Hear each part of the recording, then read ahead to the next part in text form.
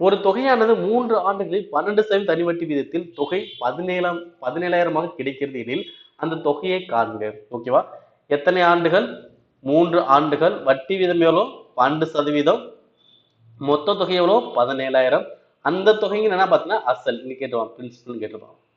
Okay, உங்களுக்கு confusion ஆச்சா sometime என்ன பண்ணும் இங்கிலீஷும் பார்த்துக்கோ. பிரின்சிபல் என்னது? அசல் எவ்வளோன்னு கண்டுபிடிக்கணும். ஓகேவா? அப்போ மொத்த தொகை கொடுத்து அசல் கேட்டாங்க அப்படின்னா, மொத்த தொகை கொடுத்து அசல் கேட்டாங்க அப்படின்னா எப்படி கண்டுபிடிக்கிறது? ஸோ மொத்த தொகையோட 100 பெருக்கணும். ஓகேவா? மொத்த தொகை எவ்வளோ? 17,000 இன்ட்டு 100 சமம். அடுத்து என்ன பண்ணா இந்த ஆண்டுகளையும் வட்டி வீதத்தையும் பெருக்கிட்டு 100 கூட்டணும். ஓகேவா? 3 மண்டை பெருக்கினா 36. 36 100 கூட்டினா 136 பி அப்படின்னு வச்சுக்கணும். அவ்வளவுதான். ஓகேங்களா? என்ன பண்ண புரியுதுங்களா? எண்ணையும் ஆரையும் பெருக்கிட்டு ஒரு 100 கூட்டணும். ஓகேவா? ஆக்சுவலா ஃபார்முலா அது a into 100 divide by 100b plus BNR. ஓகேங்களா? அவ்வளவுதான்.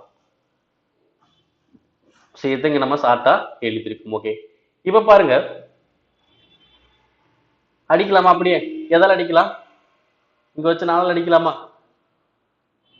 முன்னாங்க 12 மீதி 1 16ல 4 4. ஓகே, அடுத்து இங்க அடிச்சோம்னா 4ங்க 16 மீதி 1 10ல 2 5 0. ஓகே, இப்ப அடுத்து 2ஆல அடிச்சோம்னா 17. இங்க 2ஆல அடிச்சோம்னா 2 1 2 5. ஓகே, இப்ப என்ன பண்ணலாம்?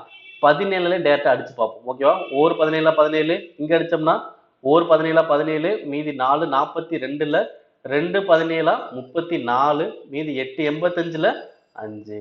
ஓகேவா? அப்ப 125 இன்ட்டு 100 எவ்வளவு வரும்? 2500. அப்ப அசல் மதிப்பு எவ்வளோ? 2500. இங்க இருக்க ஆன்சர் ஆப்ஷன் செகண்ட்.